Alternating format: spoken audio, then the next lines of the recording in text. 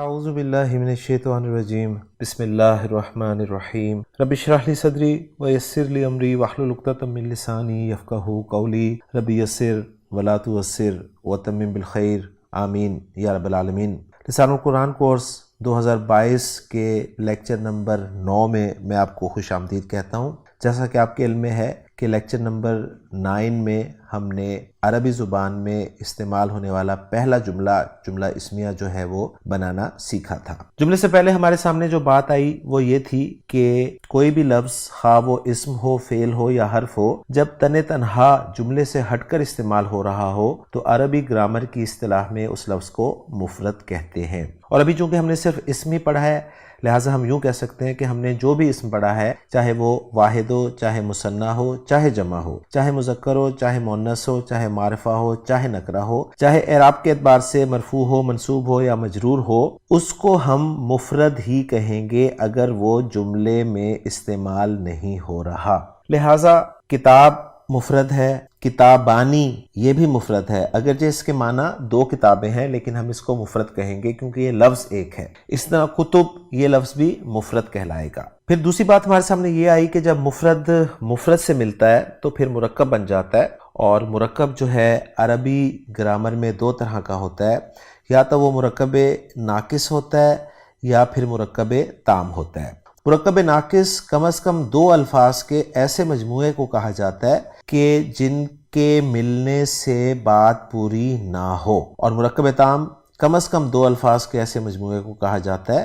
جن کے ملنے سے بات پوری ہو جائے۔ مرکب تام کا دوسرا نام جملہ بھی ہے، اور جملہ جو ہے وہ عربی گرامر میں 2 طرح کا ہوتا ہے۔ ایک جملہ اسمیہ کہلاتا ہے، جبکہ دوسرا جملہ فعلیہ کہلاتا ہے۔ اور ناموں سے ہی واضح ہے کہ جملہ فعلیہ وہ جملہ ہوگا جو فعل سے شروع ہوگا، اور جملہ اسمیہ وہ جملہ ہوگا جو اسم سے شروع ہوگا۔ تو سب سے پہلے ہم نے مرکبات میں سے مرکب تام کو اسٹڈی کرنا شروع کیا، اور مرکب تام میں بھی یعنی جملے میں بھی جملہ اسمیہ کو ہم نے سٹارٹ کیا، اس لیے کہ فعل ابھی ہم نے پڑھا ہی نہیں تھا۔ تو گویا جو چند باتیں ہمارے سامنے آئیں وہ یہ تھیں کہ مفرد جب مفرد سے ملتا ہے تو مرکب کہلاتا ہے، اور مرکب کی ایک قسم مرکب تام ہوتی ہے جس میں 2 اسماء مل کر ایک جملہ بناتے ہیں جسے جملہ اسمیہ کہا جاتا ہے۔ پھر ہم نے باقاعدہ جملہ اسمیہ جو ہے اس کو بنانے کا طریقہ سیکھا کہ جملہ اسمیہ بنتا کیسے ہے۔ تو جو پہلی بات ہمارے سامنے آئی وہ یہ تھی کہ جملہ اسمیہ جو ہے وہ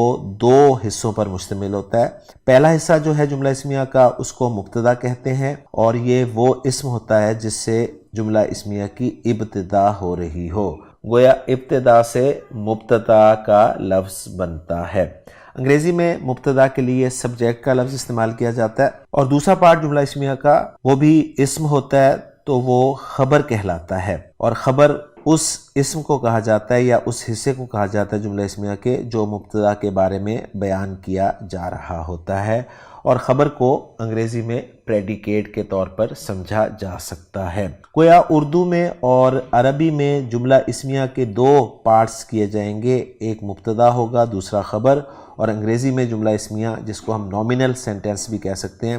اس کے بھی 2 پارٹ کیے جائیں گے، جس میں پہلے پارٹ کو سبجیکٹ اور دوسرے کو پریڈیکیٹ کہا جائے گا۔ جملہ اسمیہ عربی زبان میں کیسے بنتا ہے؟ تو عربی زبان میں جملہ اسمیہ بنانے کا فارمولہ یہ ہے کہ مبتدا جو ہے وہ آپ کا معرفہ ہوتا ہے، یعنی وسعت کے اعتبار سے جو ہم نے معرفہ اور نکرہ اسماء کی پہچان کی تھی ان میں سے معرفہ جو ہے اس کو ہم مبتدا بنا سکتے ہیں۔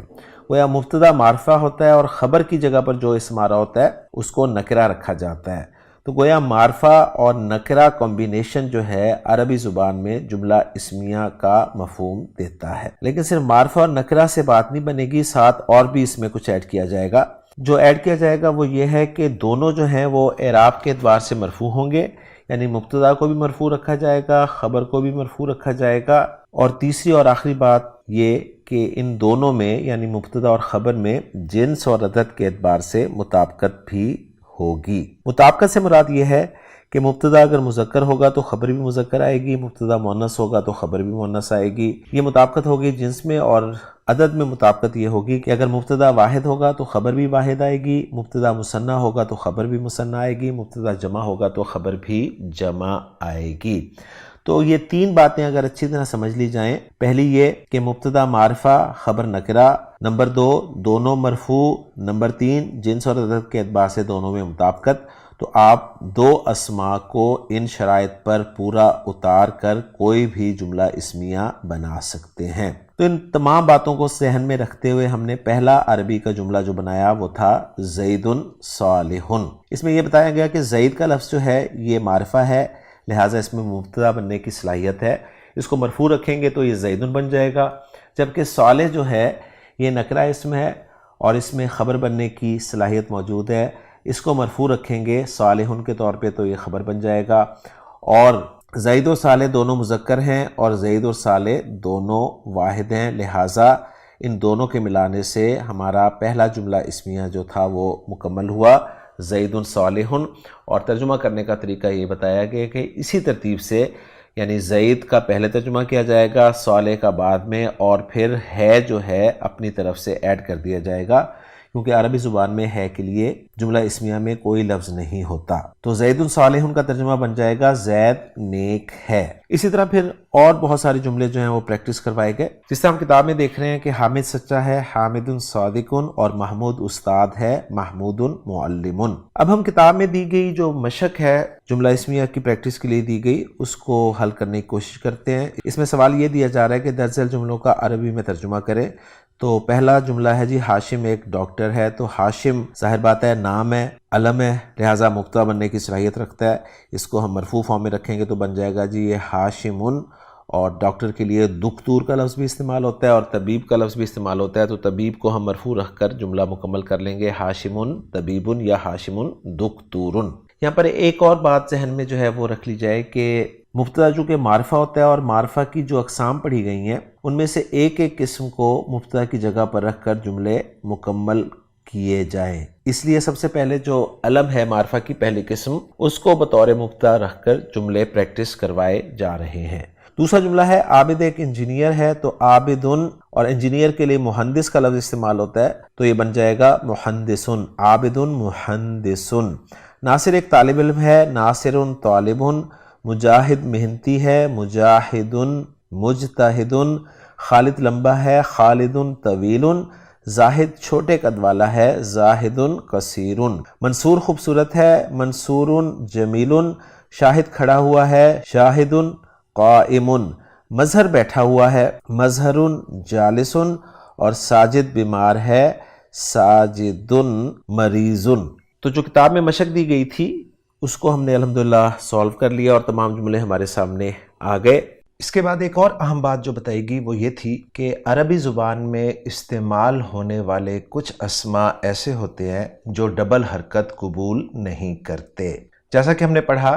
کہ واحد اسم اور جمع مکسر اسماء جو ہیں ان کے آخر میں تنوین آتی ہے نا، اور ان کی تینوں فارمز میں جو ہیں وہ تنوین تینوں صورتوں میں آتی ہے، یعنی مرفوع جب یہ ہوتے ہیں تو یہ 2 پیش کے ساتھ مرفوع ہوتے ہیں، 2 زبر کے ساتھ منصوب ہوتے ہیں اور 2 زیر کے ساتھ مجرور ہوتے ہیں۔ تو یہ وہ اسماء ہوتے ہیں جن کے آخر میں تنوین آتی ہے، لیکن عربی زبان میں کچھ اسماء ایسے ہیں، اور یہ اسماء جو ہیں واحد و جمع مکسر ہی ہیں، ذہن میں رکھیے گا، ان کے آخر میں تنوین نہیں آتی، یعنی یہ تنوین کو قبول نہیں کرتے۔ تو یہ اسماء کون کون سے ہیں اور ان اسماء کو کہتے کیا ہیں؟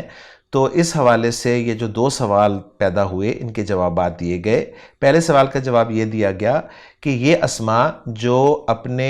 آخری حرف پر تنوین کو قبول نہیں کرتے ان کو غیر منصرف اسماء کہا جاتا ہے، یہ غیر منصرف کہلاتے ہیں، اور اس سے نتیجہ یہ نکلا کہ جو قبول کر لیتے ہیں وہ منصرف ہوں گے، کیونکہ ہم نے آسان ٹرمینالوجی استعمال کی ہے۔ جس طرح کوئی شخص موجود ہو تو ہم کہتے ہیں یہ حاضر ہے، اور اگر موجود نہ ہو تو ہم کہتے ہیں یہ غیر حاضر ہے۔ تو بالکل اسی طرح جو تنوین قبول کر لیتے ہیں اپنے آخری حرف پر ان کو منصرف کہا گیا، اور جو قبول نہیں کرتے تنوین کو اپنے آخری حرف پر انہیں غیر منصرف کہا گیا۔ تو پہلی بات تو یہ سامنے آئی کہ وہ اسماء جن کے آخری حرف پر تنوین نہیں آتی انہیں غیر منصرف کہتے ہیں، اور وہ جو دوسرا سوال تھا کہ یہ کون کون سے اسماء ہو سکتے ہیں، تو یہ ایک مشکل ٹاپک ہے عربی گرامر کا، لہٰذا آسان طریقے سے اس کو یوں سالو کیا گیا کہ ایک لسٹ مرتب کروا دی گئی کہ آپ ایک لسٹ بنانا شروع کر دیں، اس لسٹ میں ہم جو غیر منصرف اسماء ہیں ان کو ایڈ کرتے جائیں گے۔ تو ایک لسٹ آپ بھی یہاں پر بنا لیں، غیر منصرف اسماء، اور اس میں پہلی کیٹیگری جو ہے وہ نوٹ کر لیں جو کہ اس لیکچر میں بتائی گئی، اور وہ پہلی کیٹیگری تھی 6 نبیوں کے علاوہ باقی تمام نبیوں کے نام، یعنی 6 نبیوں کے ناموں کے علاوہ باقی تمام انبیاء کے نام جو ہیں وہ غیر منصرف ہوں گے۔ اب باقی تمام نبیوں کے نام بتانے کی بجائے 6 نبیوں کے نام بتا دیے گئے، اور ان 6 نبیوں میں سب سے پہلے محمد صلی اللہ علیہ وسلم کا نام مبارک، کہ محمد اسم جو ہے اس کے آخری حرف پر 2 پیش 2 زبر اور 2 زیر آ سکتی ہیں، یہ منصرف اسم ہے۔ اور قرآن مجید میں جیسا کہ آپ سکرین پہ دیکھ رہے ہیں کہ اسم محمد جو ہے وہ 4 مرتبہ استعمال ہوا ہے، اور ویسے ہم نے اس کی تینوں فارمز دیکھ لی تھیں کہ محمدن مرفوع، محمدن کلمہ شہادت میں منصوب، اور محمدن درود شریف میں مجرور۔ تو ایک اسم 6 میں سے ہے محمد صلی اللہ علیہ وسلم، دوسرا اسم جو ہے وہ ہے حضرت نوح علیہ السلام کا نام، جیسا کہ آپ سکرین پہ دیکھ رہے ہیں نوح اسم جو ہے یہ بھی قرآن مجید میں مرفوع، منصوب اور مجرور استعمال ہوا ہے۔ سورہ شعراء میں نوحن آپ دیکھ رہے ہیں، سورہ ہود میں نوحن دیکھ رہے ہیں، اور سورۃ الشعراء میں آپ اسے نوحن کے طور پر بھی دیکھ رہے ہیں۔ اس کے بعد اگلا منصرف اسم جو کہ نبیوں کے ناموں پر مشتمل ہے، اس میں حضرت ہود علیہ السلام کا نام ہے، اور ہود علیہ السلام کا نام آپ سورہ شعراء میں مرفوع دیکھ رہے ہیں، سورہ ہود میں ہودن منصوب آپ کو نظر آ رہا ہے، اور سورہ ہود میں ہی یہ مجرور ہودن کے طور پہ بھی استعمال ہوا ہے۔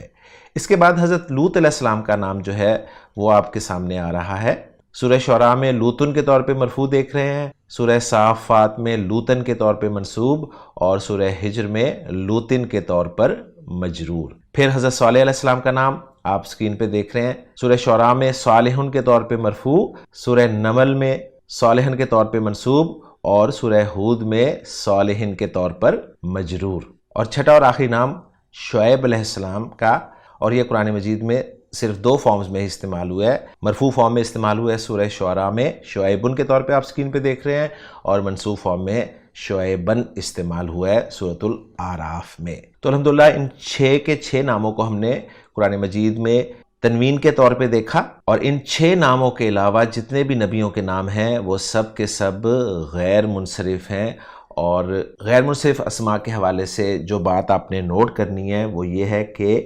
ایک تو یہ تنوین نہیں لیتے،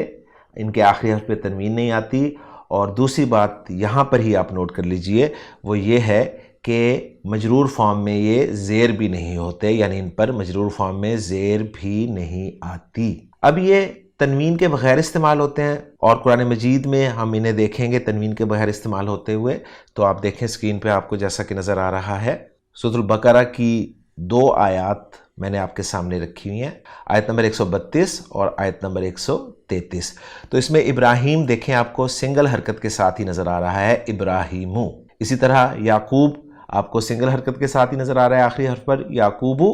اور پھر اسی طرح آیت نمبر 133 میں دیکھیں اسماعیل اسم جو ہے آپ کو سنگل حرکت کے ساتھ اسماعیلہ ہی نظر آ رہا ہے، اور اسی طرح اسحاق جو ہے یہ بھی سنگل حرکت کے ساتھ آپ کو اسحاقہ کے طور پر ہی نظر آ رہا ہے۔ اسی طرح آپ سکرین پہ دیکھ رہے ہیں یوسف علیہ السلام کا نام جو ہے یہ بھی سنگل حرکت کے ساتھ ہی آپ کو نظر آ رہا ہے، یا یوسفو ہے یا یوسفہ ہے۔ اسی طرح یونس علیہ السلام کا نام دیکھ لیں آپ، سنگل حرکت کے ساتھ آپ کو نظر آئے گا۔ اسی طرح ایوب علیہ السلام کا نام یہ بھی آپ کو سنگل حرکت کے ساتھ ہی نظر آئے گا۔ اب جیسے کچھ نام ہیں جیسے کہ موسیٰ، عیسیٰ، یحییٰ اور زکریا، یہ بھی نبیوں کے نام ہیں، لیکن آپ دیکھ رہے ہیں کہ یہ جو ہیں چونکہ لکھتے وقت ایک الف پر ختم ہوتے ہیں، جیسے زکریا میں پورا الف آپ کو لکھا ہوا نظر آ رہا ہے، اور موسیٰ، عیسیٰ اور یحییٰ میں الف مکسورہ لکھا ہوا نظر آ رہا ہے۔ الف مکسورہ اس اسم کو کہتے ہیں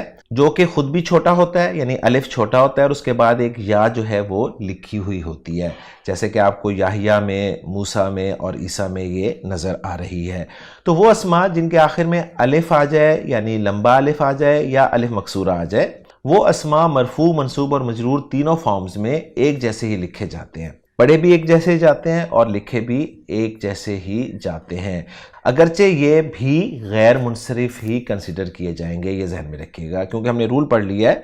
کہ 6 نبیوں کے علاوہ باقی تمام نبیوں کے نام غیر منصرف ہوتے ہیں۔ تو یہ ایک پوائنٹ جو ہے لیکچر کے آخر میں بتایا گیا، اور ان ناموں میں سے ایک نام ابراہیم کو استعمال کر کے جملہ بنایا گیا ابراہیم صالح، اور یہ بات یاد کروا دی گئی کہ 6 نبیوں کے علاوہ باقی تمام نبیوں کے نام جو ہیں وہ غیر منصرف ہوں گے۔ اب غیر منصرف اسما کی چونکہ فہرست شروع کر دی گئی ہے،